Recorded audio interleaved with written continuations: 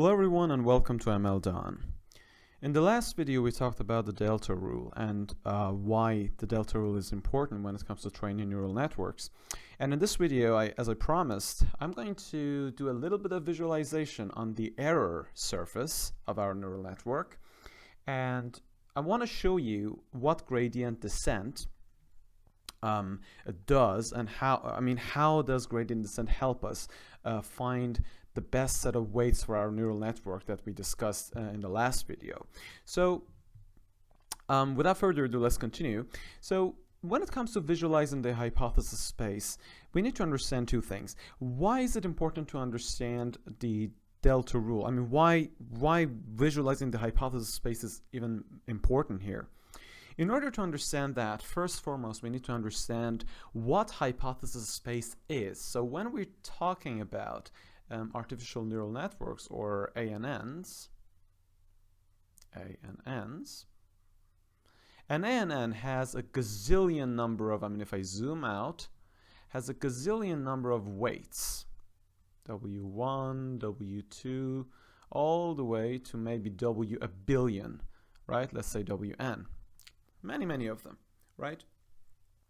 And each one of these W's can take a value, right? They can be real numbers. In certain neural networks, they can actually be imaginary numbers where you have the real portion and the imaginary portion of a number, which are complex neural networks. But that's just not the topic of our talk today. So each one of these weights could take a value, right? A real value. But we don't know which one of those values are the ones that would minimize our error, meaning that the training error that we will compute during the training process of our artificial neural network, we don't know which value of W1, which value of W2, and which value of Wn would result in the minimum error possible, the smallest error possible, yeah? So if you think about it, if you look at this as all the possible weights, let's show it with capital W, all the possible weights that our neural networks could take, all of these values, all of this. This is also known as the hypothesis space. Okay? So that is important because the delta rule that we talked about the last time, this guy over here, this guy uses a technique to explore this hypothesis space. So it explores the hypothesis space. And in order for it to be able to actually explore the hypothesis space, it needs a tool. So how does it do it? How does it explore? Is it just blindly exploring? Is it doing an intelligent way of exploring? So the tool, well, there is no E at the end of the tool. So the tool for the delta rule to explore the possible values for the weights, basically all the weights possible, the tool is called gradient descent. It's an optimization tool, right? And when I say tool, what I mean is it's basically an algorithm. It is a mathematical technique. So gradient descent, right? So to summarize, delta rule is what we use to train our neural network. And training means learning best values for our weights to minimize our error. Yes? Now, delta rule explores all the possible values for our weights, also known as the hypothesis space, using a technique, a mathematical technique called gradient descent. Yeah? So that is why visualizing the hypothesis space matters. I would like to visualize this because I want to show you that, for example, if you think about it, it's a little bit too cluttered here. So if you think about it, let's say we are exploring in this amazing space all the way. We're walking and choosing different values for W. Let's say at this particular point, we chose, I don't know, W1 equals to 2, W2 equals to 4, all the way to Wn equals to 10, right? You have to have a way to understand how good these sets of vectors, these sets of values for your weights are, right? So that is why you compute the error. So you compute the error of your neural network with these sorts of weights, and then you figure out how good these weights are, and then you, using your gradient descent technique, using the gradient descent technique, you will move to another set of W's. So from here, let me choose another color. From here, the point that you were using, you had stopped in your space, you will move to another set of vectors, and then measure the error there, and then another, until you hit the sweet spot, until you find not just any W, but let's call them W1 star, W2 star, all the way to Wn star. So these are the optimal values for your weights. And these are the ones that if you plug in to your network, and if you measure the error over your training set, you will realize that the training error is minimized, because these are the optimal weights. So using gradient descent, we found the best sets of weight. And the true technique behind gradient descent is actually in this the moving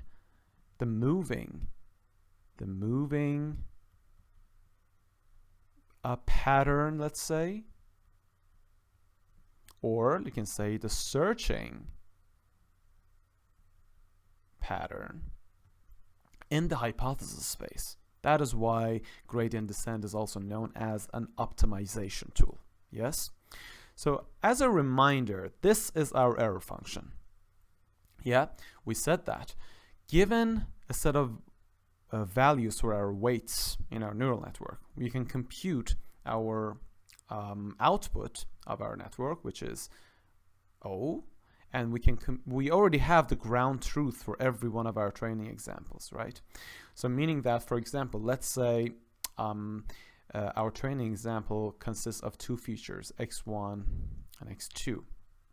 Let's say x1 is let's say it's a data set related to cars. Let's say x1 is the number of passengers. Let's say passengers, and this one, let's say it's the engine capacity.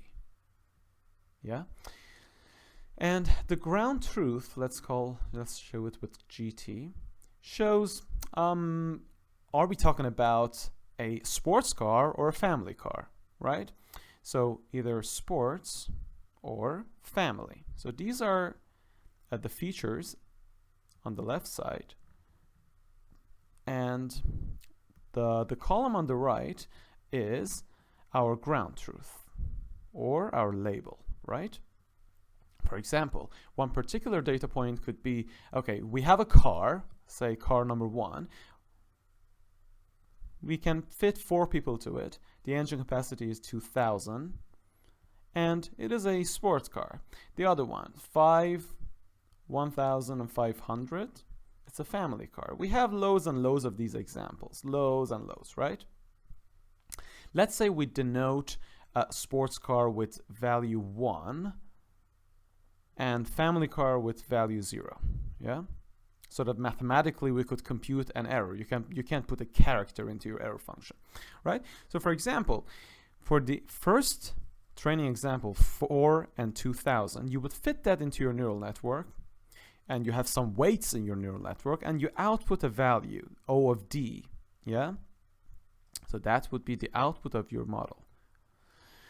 And you already have a ground truth T of D for your training example D, yeah? And that is, in this case, for this particular training example, the ground truth is S or 1. So you would plug in 1 for your T of D, right? So that is the ground truth. So this whole thing basically measures the difference between your output, O of D, and the actual ground truth, T of D. Square that, and it sums it up across all the training examples in your training set, right? And then it sums it up and divided by 2, this whole thing becomes your training error. Remember, it is a function of your weights, right? So given a set of weights that you have chosen your network to have, you would pass all your training examples through your network and you would generate loads and loads of outputs. And for every one of those outputs, you know what your network should have generated, which is your ground truth T of D. So for every one of those outputs, you measure this error and sum it up and divide it by 2, and that would be the error for these weights. Yeah? And then gradient descent chooses another set of weights. And again, you pass all the training examples. And then you generate your outputs. And then again, you compute the error. You keep going until the error has been minimized. Yeah?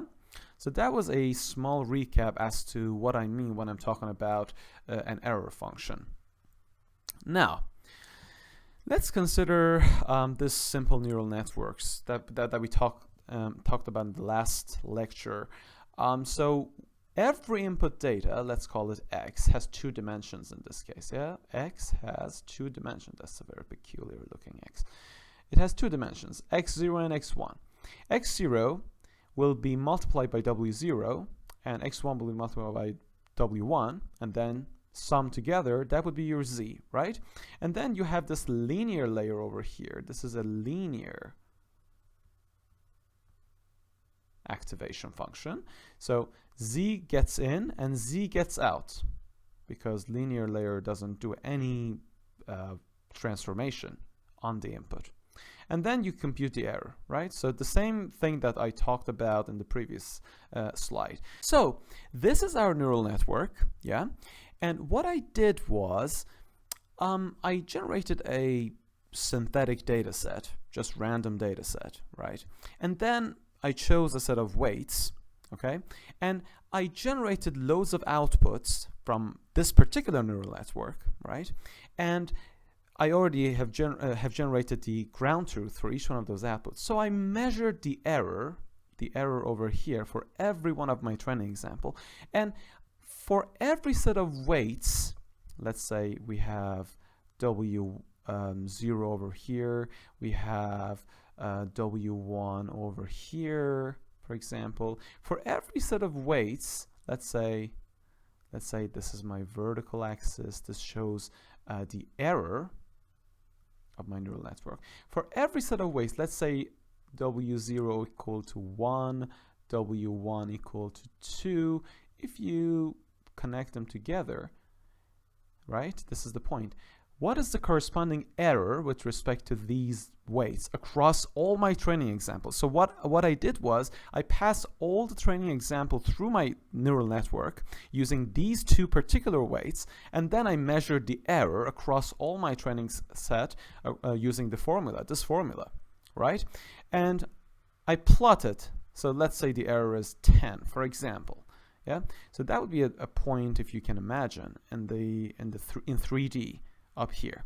So I did this with every possible values across W0 and every possible value across W1. And I plotted that error function. The result is actually quite interesting.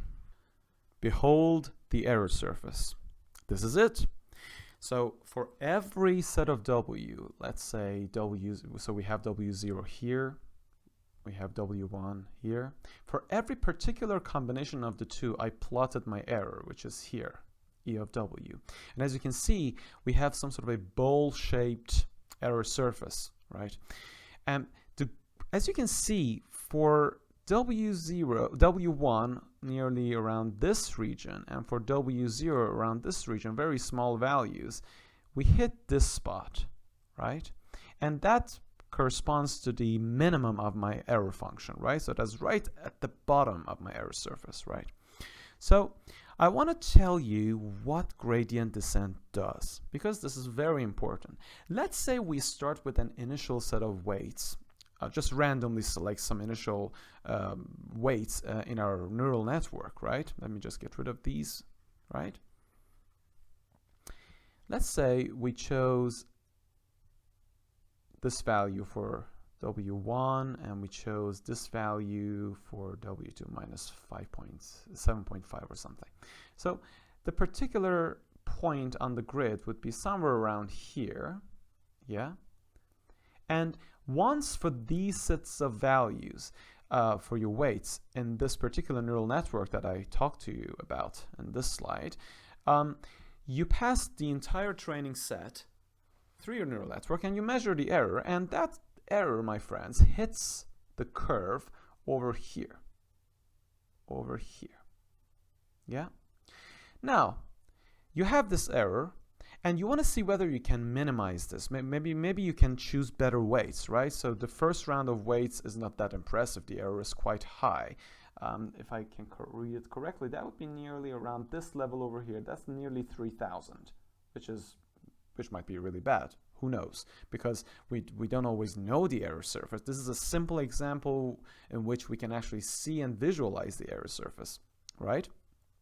So the question is, how should I change my W0 and how should I change my W1 so that my error would become smaller across all my training set? In other words, what is the fastest way that I can minimize my error? How should I change my W0 and W1 so that I could reduce my error, and pay attention to this word, the fastest? Yeah? Now, gradient descent finds this. This is the key. The direction, let me write this because this is very important. When it comes to gradient descent, let's say GD, it tells you the direction of steepest, or in other words, fastest, steepest descent on the error surface. Yes? So for example, in here, the direction, let me choose a more clear color. Yeah. The direction here would be somewhere along this line. Yeah. So in other words, if I project this arrow on the W0, W1 panel, you would see something like this. Yes. So in other words, in order for you to move to this next point on your error surface, which is a better point over here, right? You can see that it's lower than the original error, right? So that would be nearly 2,500. But in order for you to be able to actually choose, remember, choose a set of weights that would actually move you towards that particular part of your error surface, in order for you to do that, you have to change W1 and W0, yeah? So if you think about it, this direction of movement, the way you can do that is to increase your W1, so you're moving towards a positive direction of W1, towards this direction, yeah? And then you are again increasing W0, so you are moving in both directions, yeah? And then if you sum these up, this would be the direction that you already have, right? So if I want to mention this clearly, let me erase all this scribble. So the original point, let's call this point 1, had a particular error, yeah? And then gradient descent tells you that you have to increase your W1 in that direction, right? Because that's the only direction that you can actually increase or decrease your W1.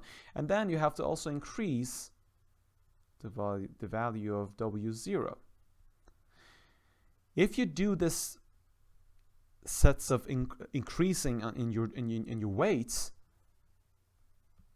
the actual direction would be the sum of these vectors, right? Which would be, let me choose another color, which would be this vector. And there you hit a new point. Point number 2, which is over here. This is point number 2. And this one was point number 1. Now the error here, the error is nearly, if you think about it, if you read the vertical axis error here, this is lower than 0.1, and it's nearly 2,500, the value over here. But for 0.1, the error was nearly 3,000, right? So the gradient descent keeps telling you where to go. So if you think about it, in small steps, the next step is maybe this way. The next step may be this way, and then this way, then this way until we hit the sweet spot. That is where you find W0 star and W1 star, and you will find the minimum error of that is a function of your weights. Yeah, so that is what I mean by exploring the hypothesis space. All of this plane over here, all the possible weights, that is your hypothesis space. They also show that with H of S. That's your hypothesis space. Yes. So now we know that gradient descent does this, but how does it do it? What is the math behind it? How do we know what's the direction of steepest descent on in your error and on your error surface? These are the things that we have to sort of slowly cover in the next talks. So I hope that this has been informative for you, and you can always follow us on Twitter, on LinkedIn, and also connect with us through Facebook. And please also visit our website, where we have beautiful blog posts and also interesting courses. And yeah, if you have any questions and you have any comments, please just leave them under in the comment section of this video. And last but not least, I will include the related blog post that has been made for this particular video, where it's because sometimes you might want to have all of this information in nicely written format. So I will just put the link to it in the description to this video. So in the meantime, I hope that this has been informative for you, and thank you very much for watching. Bye.